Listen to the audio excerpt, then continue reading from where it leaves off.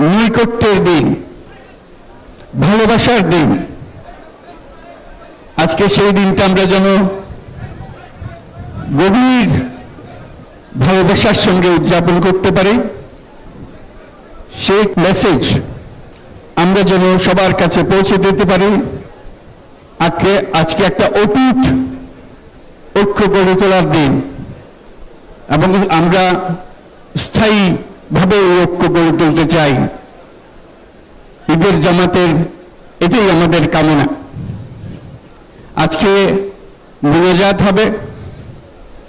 মোনাজাতে আমরা অবশ্যই যেন স্মরণ করি, আল্লাহর কাছে প্রার্থনা করি, আমাদের এই নতুন বাংলাদেশ গড়ার যারা সুযোগ দিয়েছে, যে বীর সন্তানরা আত্মাহুতি দিয়েছে,